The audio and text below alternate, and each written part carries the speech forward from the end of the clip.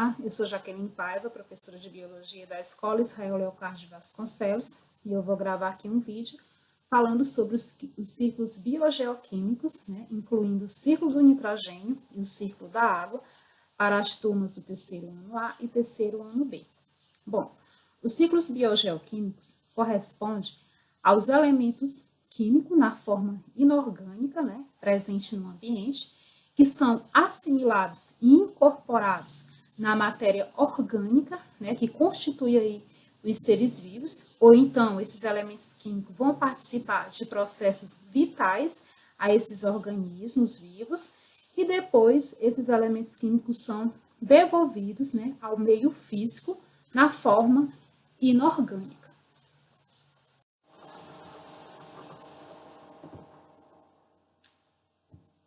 O ciclo do nitrogênio envolve 3 etapas, que é a fixação, a nitrificação e a desnitrificação. A fixação corresponde à retirada do gás nitrogênio, da atmosfera por alguns grupos de bactérias e cianobactérias. E dentro dessa etapa, a gente observa um processo de amonificação. Já a etapa da nitrificação envolve 2 processos, que é a nitrosação e a nitratação, enquanto a etapa da desnitrificação corresponde à devolução do gás nitrogênio para a atmosfera, por meio aí, realizado aí por meio de processos por grupos de bactérias chamadas de pseudomonas.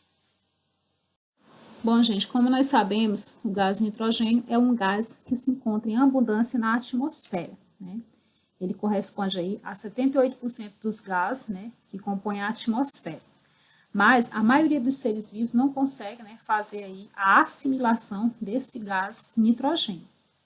Apenas, alguns grupos de bactérias e cianobactérias conseguem fazer a fixação desse gás nitrogênio. E por que os seres vivos, eles precisam desse gás nitrogênio?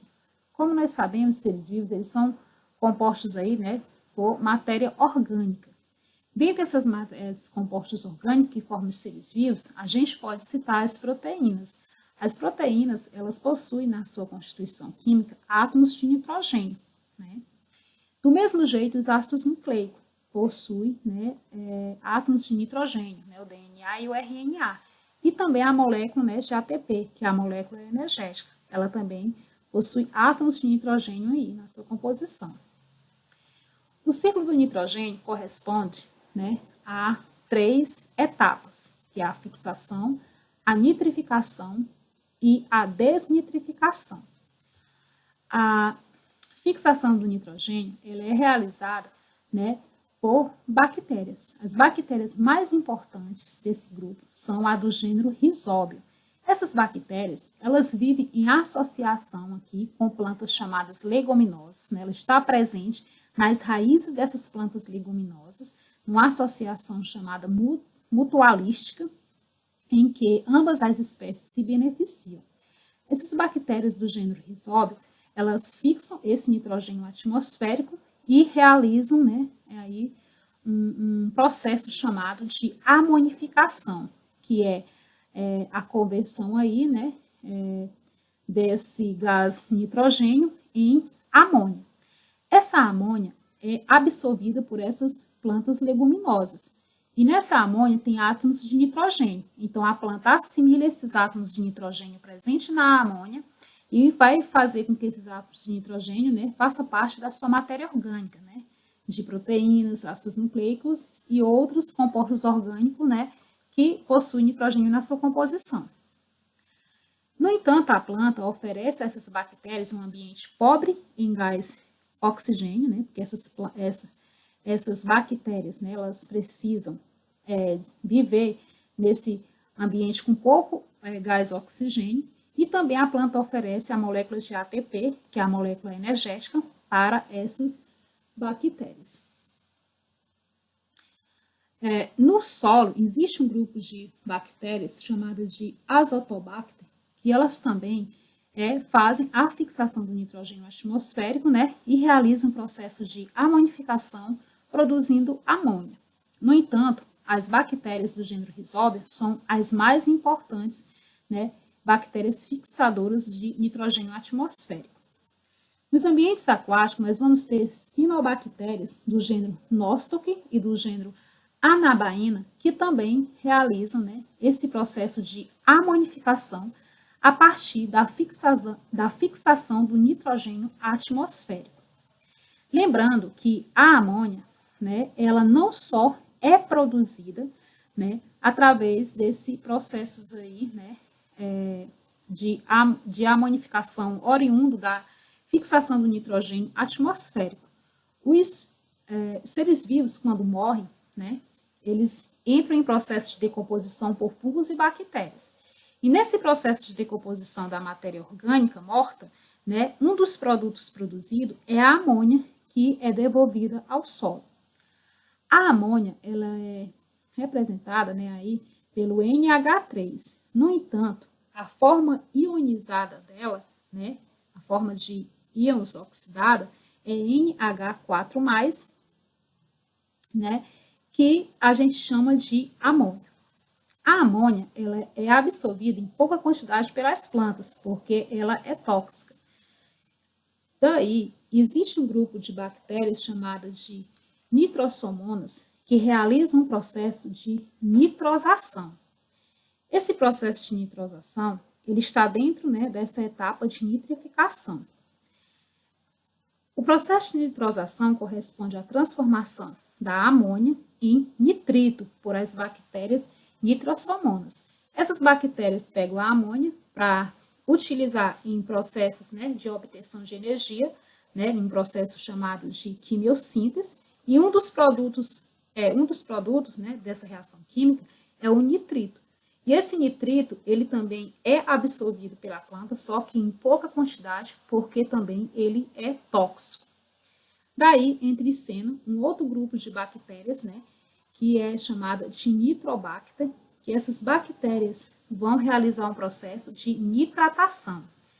Esse processo de nitratação também faz parte dessa etapa de nitrificação, que corresponde à transformação do nitrito em nitrato por as bactérias, né, nitrobacter. Esse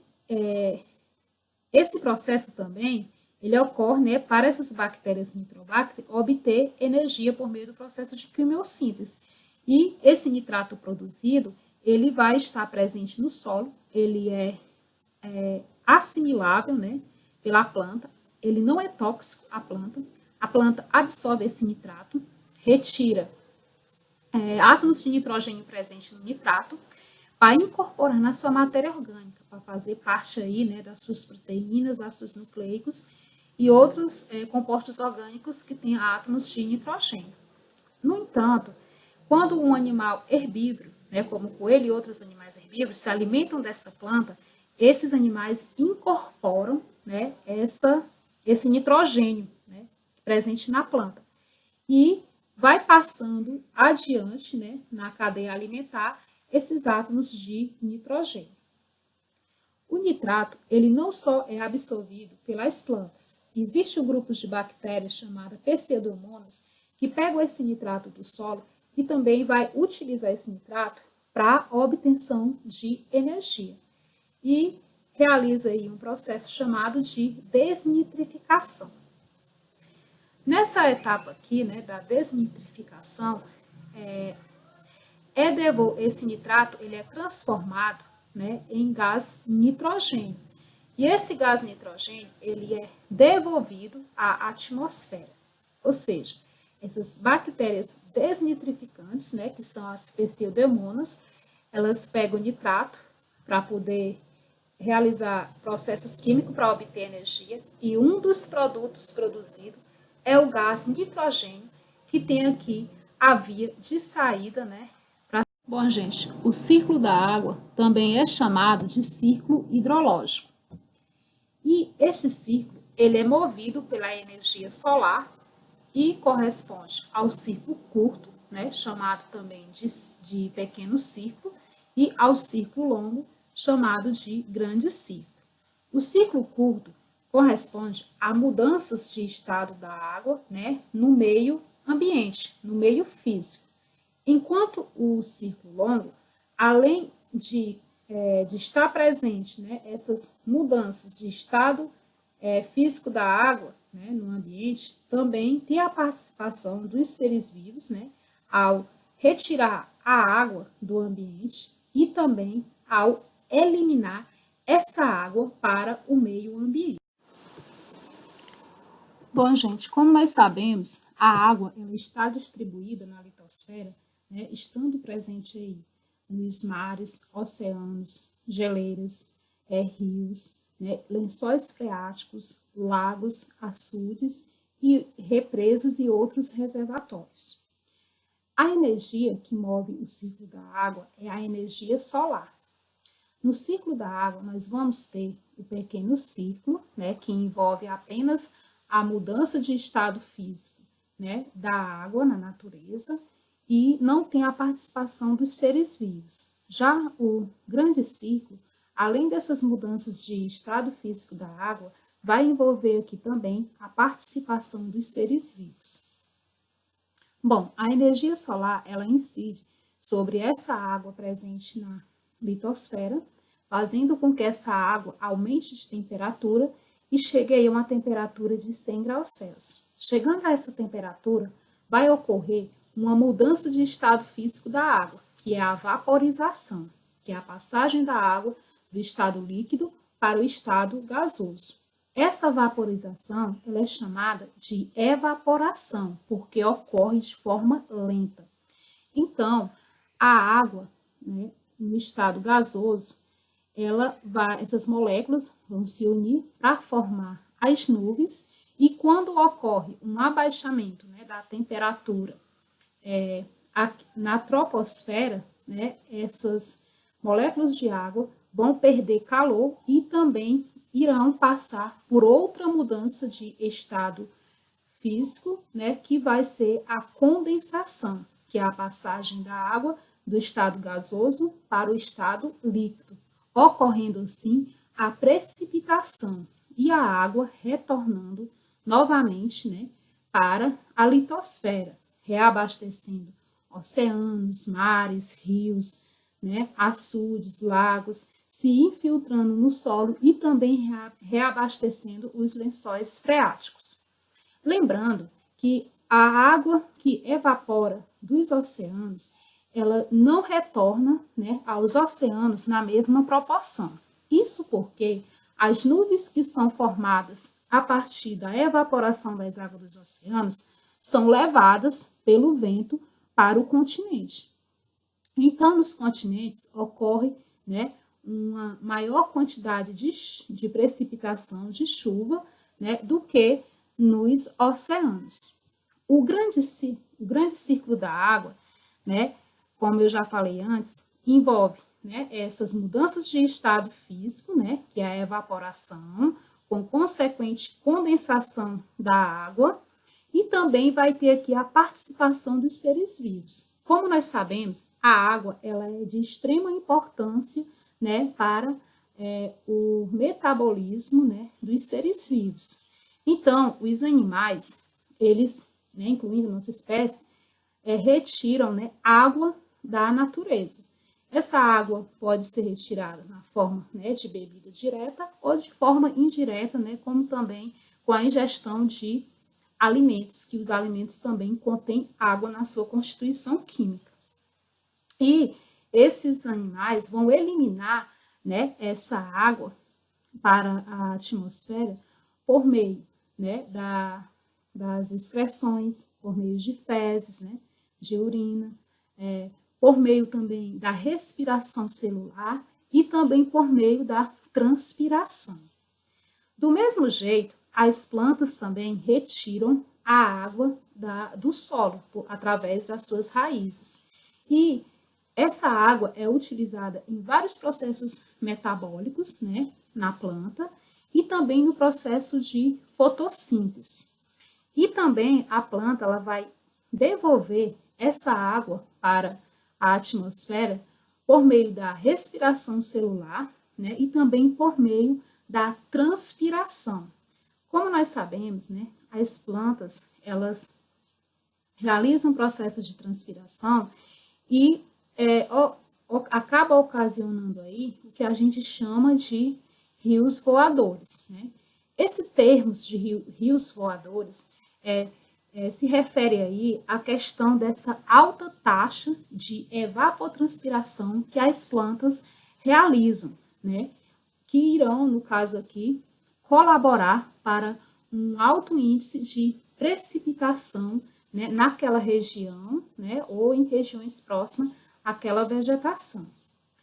E quando se trata do nosso país, a gente ressalta a importância da floresta amazônica, né, para a formação desses rios voadores. Como nós sabemos, né, a floresta amazônica ela possui uma grande diversidade de plantas e essas plantas elas colaboram, né, para essa alta taxa de evapotranspiração, né, e acabam aí formando esses rios voadores, né, ocasionando chuva tanto nessa região como em outros estados ali próximos, né, e também, né, até mesmo alguns países vizinhos.